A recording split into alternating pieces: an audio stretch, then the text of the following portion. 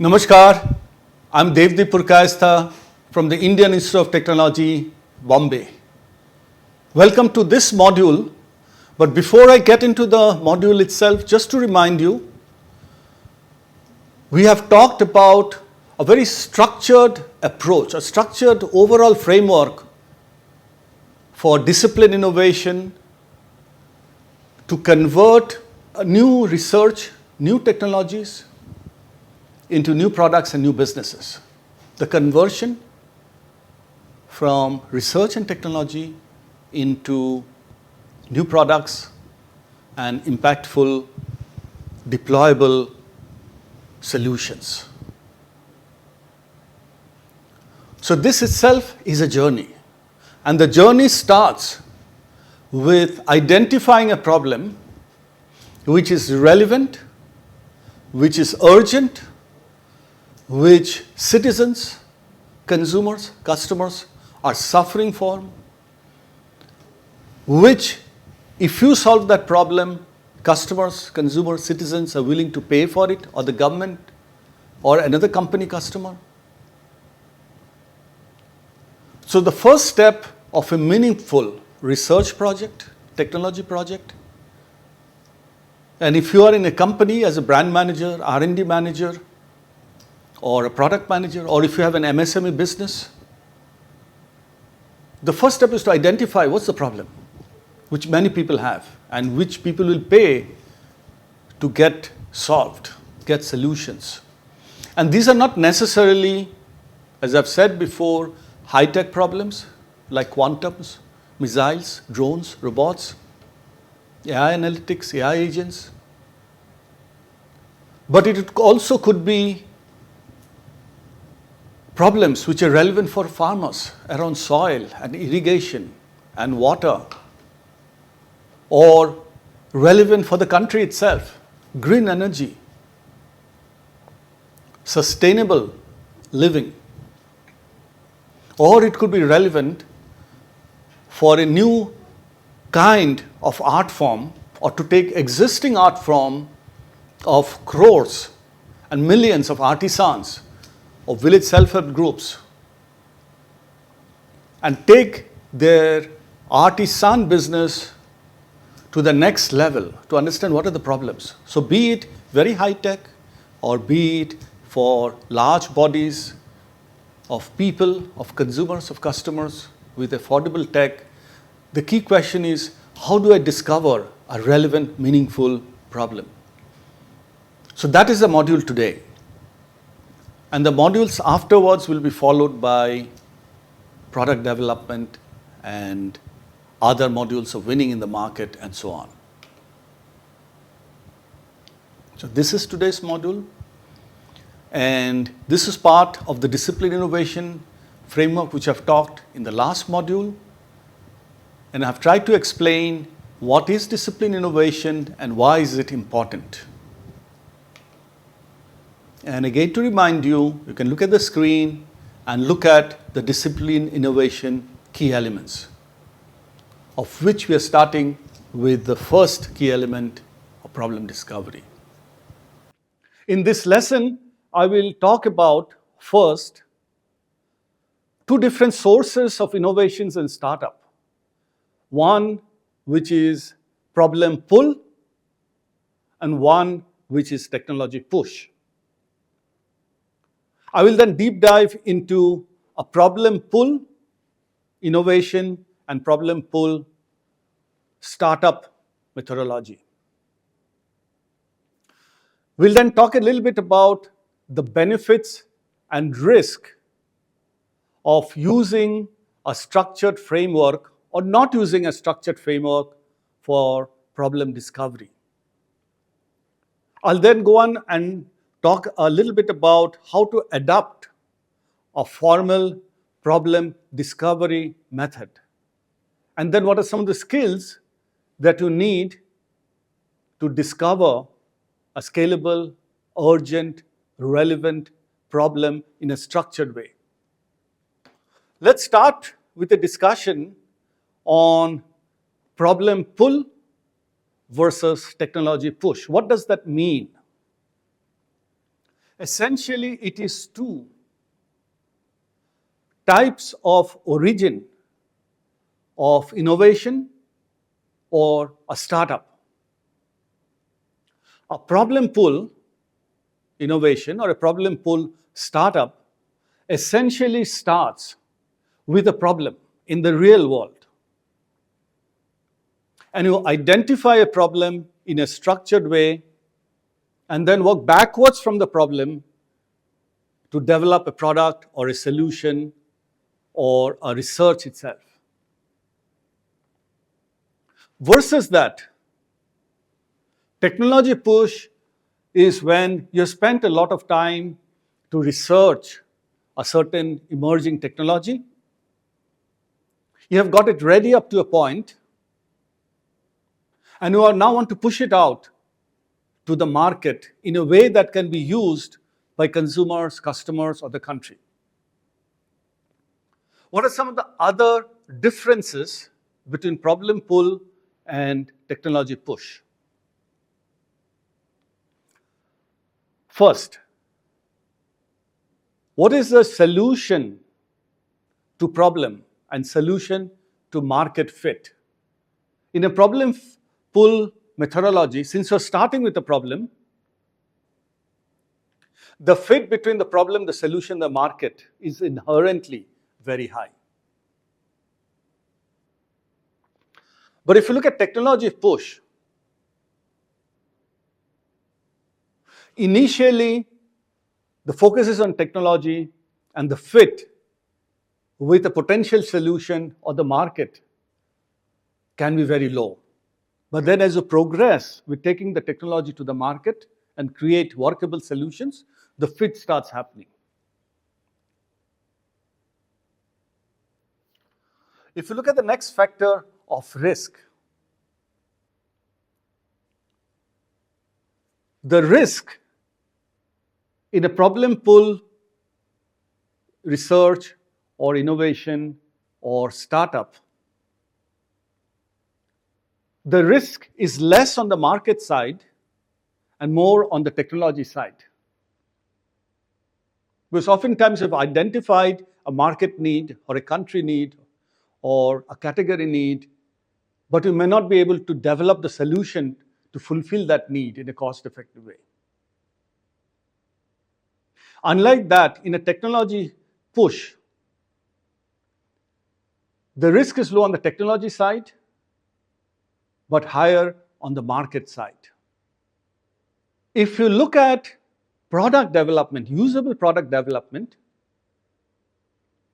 in the problem pull, it is driven by the needs of the country or your consumer of the category.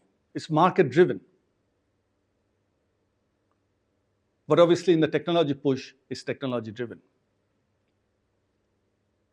Same as marketing strategy. One is driven by the market and one is driven by the technology. In terms of funding also, there's a difference in profile.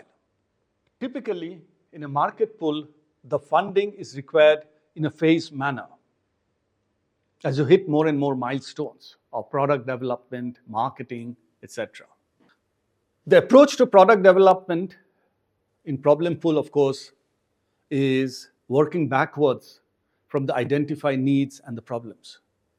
And in technology push is to take the technology and make it more usable. In terms of marketing strategy, it is about solving problems, and the focus is on the problem-solving side. In technology push, the focus is on the technology features. In funding, typically problem pull, innovation, research, and startup need milestone-based, activity-based funding. For example, when you develop a prototype, when you do a customer testing, when you launch your new product, when you scale up your product. But in technology push, deep tech, a lot of the funding is required upfront.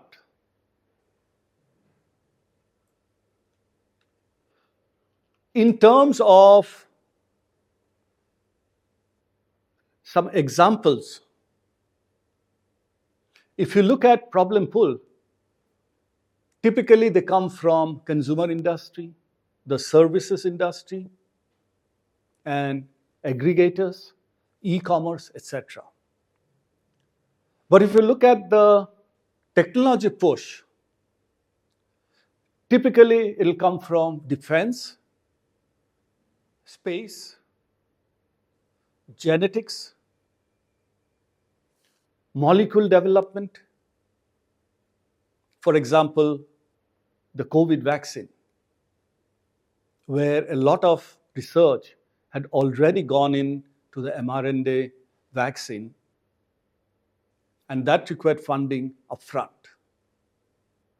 So these are the two different pathways to research or startups or innovation. So if you have to deep dive into the problem pool methodology, how do you discover the problems? Where are the problems? So let me give you some examples. In India, there's a lot of activity from the government side around startups. So you can visit the Startup India site and you'll find that there is a lot of problems in the forms of hackathons which the government is putting out. And if you just look at the numbers on the screen, you will see there are a couple of thousand and more problems which have already been announced, and a lot of teams have worked on them. And these problems are actually generated in the real world from ministries, from organizations, and open calls to the public. So you and I can actually submit a problem statement which is relevant for the country, which is scalable, which is urgent. And that is a great source of finding problems. What are some of the other sources of finding problems that you can work on? Different organizations in India and globally actually pose challenges in different forms, like hackathon. Next source of problem statement are on national missions. All countries have them. Japan has them, Korea has them, Germany has them, US has them, and so on. And if you look at the screen, you will see some of the national missions that are put out in the public domain by the government of India. Large organizations around the world also share problem statements and challenges in the form of hackathons. So this is an example of a fintech hackathon with fintech challenges and problem statements by the Central Bank of India. This is another example of a large bank putting out a problem statement, challenges in the public domain in the form of a hackathon in India. Globally, a very, very needed, relevant, urgent, scalable source of problem statement are the United Nations Sustainable Development Goals. Many of you are aware of it. Some of you are working on it. For those of you who are not aware of it and not working on it, the United Nations has already published 17 SDGs which are required for the good of the planet, for the good of people, and for the good of shared prosperity. And if you look at those 17 SDGs, There are thousands of problems. And you can reflect and pick a problem that you would like to solve. There are also global challenges from global communities. For example, Enactors is a student community working on global challenges and global problems. And you can go to the Enactors website and look at some of the problems that they are trying to solve. The other completely different way of identifying problems that you'd like to solve is in the area of self-realization. In your own life, in your own experience, there'll be a lot of problems that you're experiencing.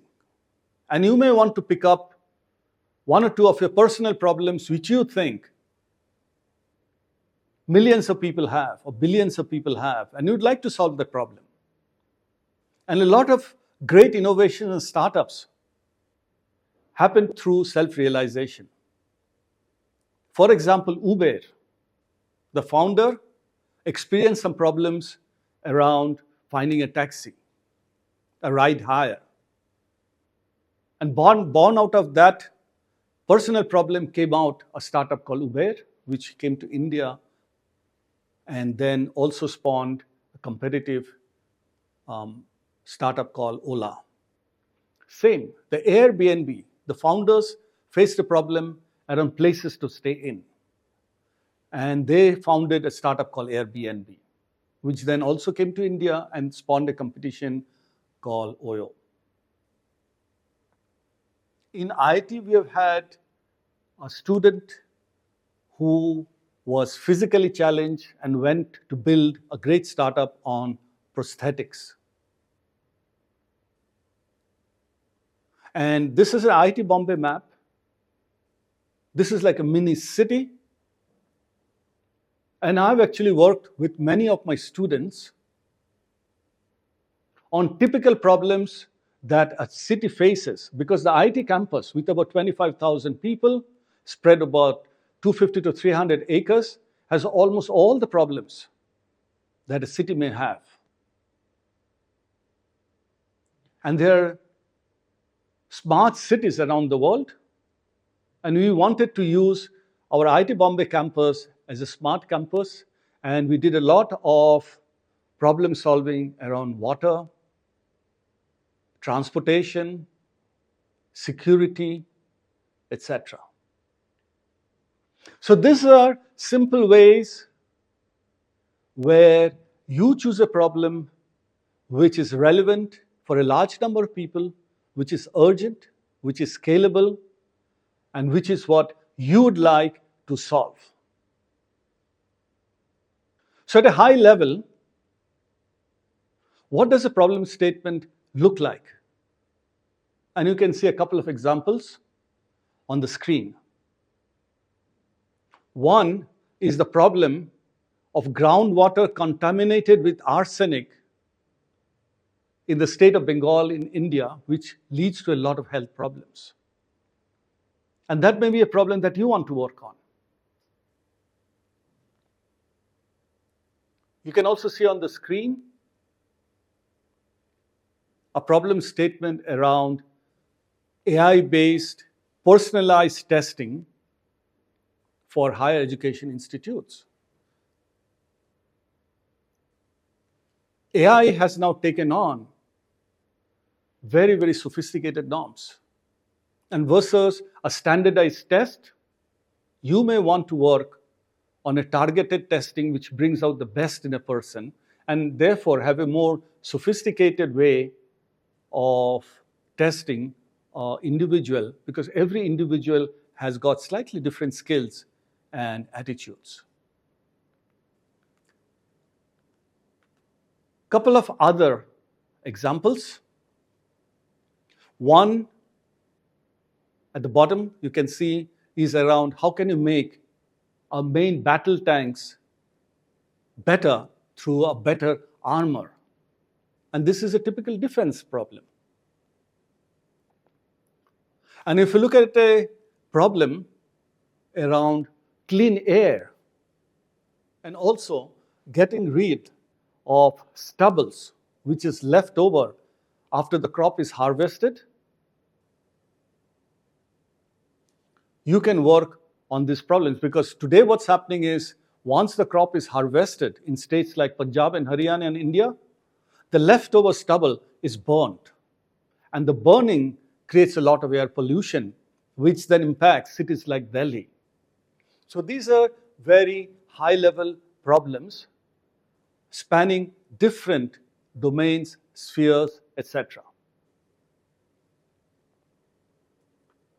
Once you've got a high-level problem, you then need a more detailed assessment and a framework to define the problem in much more detail.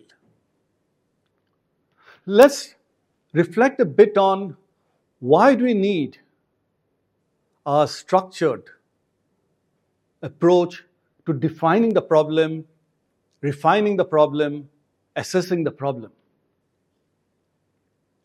And from now on, all the lessons will be pointers based, where I will try and share with you a couple of thought pointers, and I'd encourage you to reflect and discover on your own.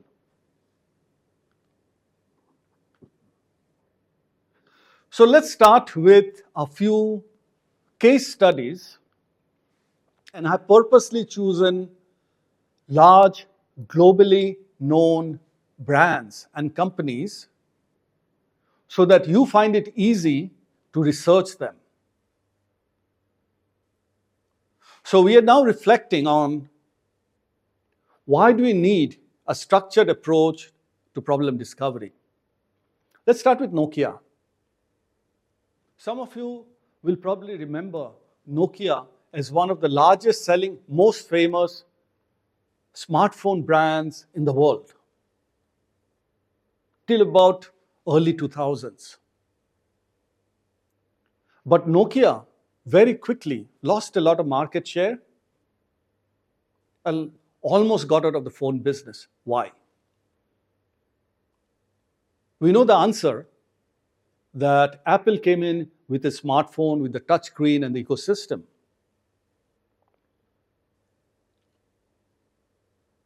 Therefore, Nokia probably as a company did not understand the problems from the point of view of a customer and what a smartphone with the screen can help the customer do, what an ecosystem like the one that Apple developed can help the customer do. And therefore, Nokia was probably focused on the wrong problem in terms of just bettering their phones with the keyboards. I would also like you to discover and reflect on a company called Kodak. Kodak was a global leader in film photography. You always used a Kodak film. But as the market moved on from physical photography to digital photography, which means digital cameras, the problem assessment process that Kodak was probably using as a corporation probably did not define the problem from the perspective of a customer and technology enhancement. Again, something for you to research from the web and reflect. Let me give you a few more examples, which you can also spend some time discovering and reflecting.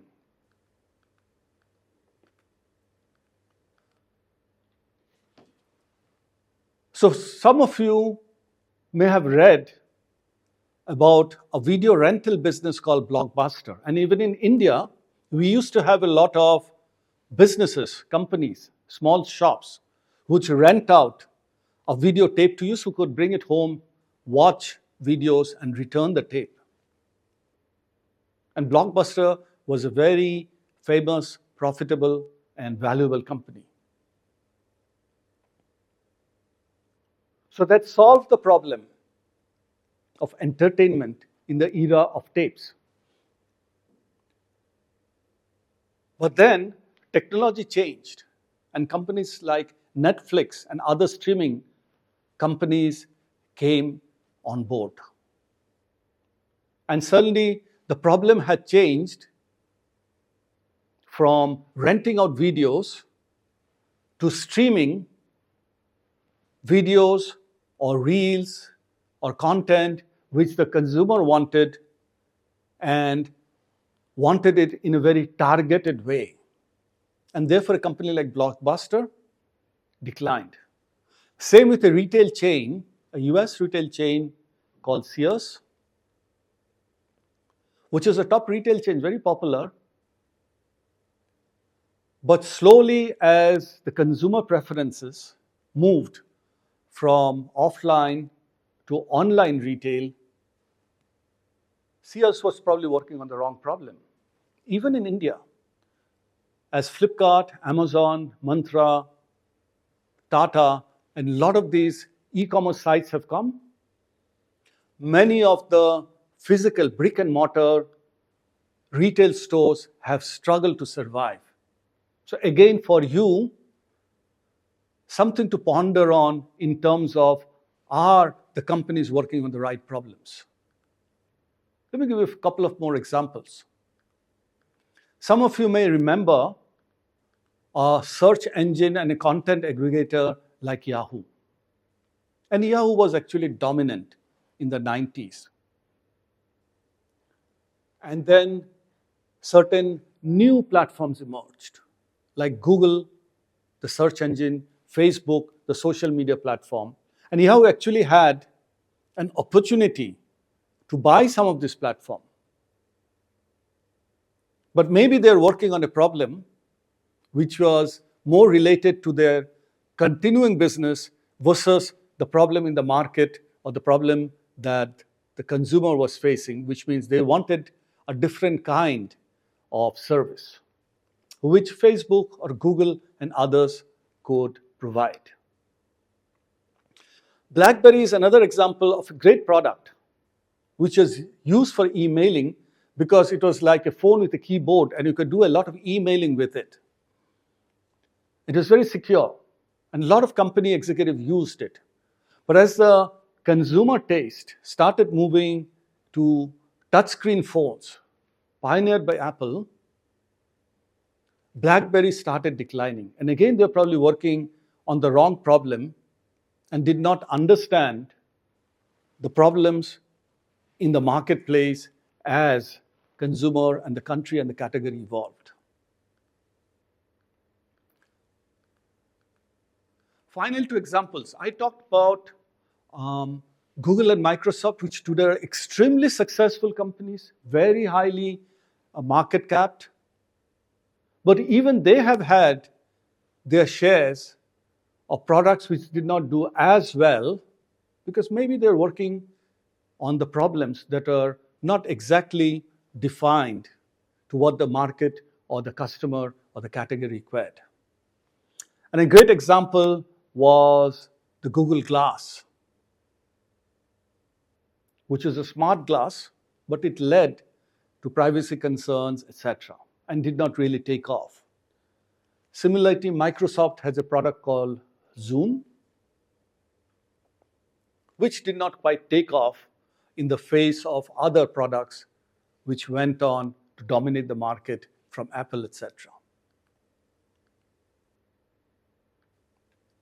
The reason I'm sharing a lot of these studies so that you can go out and research and reflect is that you appreciate the need for defining the problem in a very structured way. And the last two examples is, again, from market leader, very famous company called Sony. And this relates to when in the 90s, 80s and 90s, when videotapes were popular. Today we have got OTT platforms. But in the early days, videotapes, And there was a struggle for industry domination. So Sony had a format called Betamax, and there was another format called VHS. But VHS could record for longer periods of time. And Sony, even with all the research capabilities and the market presence, probably did not identify the right problem which the consumers were facing because they wanted longer listening time. And what happened was VHS became the industry standard, and Sony and all the companies had to adopt a standard, though Sony's own Betamax standard actually did not take off. On the flip side, and much more recently, a startup called Quebec had to shut down, even though had a lot of funding, etc. And they're working on actually quite a relevant problem, which is around shorter entertainment format. Because in the earlier days, till few years back, we are all used to serials, which are about 45 minutes to 1 hour, or movies, which are 1 hour to 2.5 hours. And the problem was around consumers wanted shorter entertainment formats, like what we have today called TikTok, Instagram Reels, etc. So that identified the problem that consumers wanted shorter entertainment capsules versus 1 hour and 2 hour. But they had probably not figured out the power of a TikTok video or a reel, which is really small in terms of just the length of the entertainment. So these are pointers that I'm sharing with you. I encourage all of you to actually do your own research on each of these pointers. And as you find out more, reflect on why these highly successful companies or startups with huge amount of funding actually struggled because they're probably not defined the problem that they're trying to work on in a structured way. So with that background, let's look at a structured problem discovery framework, which I call the 8C problem discovery framework. Because there are 8 components, 4 of them internal and 4 of them external, in terms of just defining and validating the problem. But let's start with the external assessment of the problem. Remember, there are 8 C's and 4 C's are on the external side. The first is the category. I will deep dive into all of these aspects, but at a high level, category evolution essentially means when the whole category of entertainment is moving, let's say, from taped content into streaming content. So the whole category has moved. That's a high-level example. We'll get into more detailed assessment later on. The second C is around the country. A lot of times, the country declares a mission. And the country as a whole, for example, India as a whole, may move from physical payments and cards to electronic payments, peer-to-peer, like UPI. So the whole country has moved. You can look at customers and their habits and usage. For example, when the customers move from shopping in physical stores to shopping online. And then the fourth C to look at externally is competition. For example, if there is a Google search And then there is a chat GPT which comes up. And then Google comes up with its own version of generative AI. And then there is someone else from France called Claude, which comes up as another version of Gen AI. There's a lot of competitive activities. So you need to look at that when you're defining a problem. Internally, there are also 4 C's of assessment. The first one is around capability. You may identify a problem, but you may not have the capability to solve that problem. For example, putting a man on Mars. It's a known problem.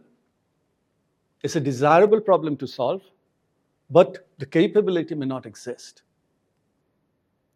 The second is collaboration.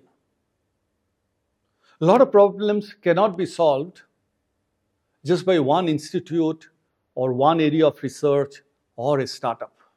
And you need to collaborate. Then you look at convergence. And we'll have a lot of examples for each of those C's. For example, earlier, telecom was separate, and the people who put up the network and gave the telecom services may not be in the content business. But increasingly, companies like Jio are providing the telecom service as well as the content. And then the last thing is around cognition. We'll deep dive into it, but it is around understanding the softer aspects of the problem.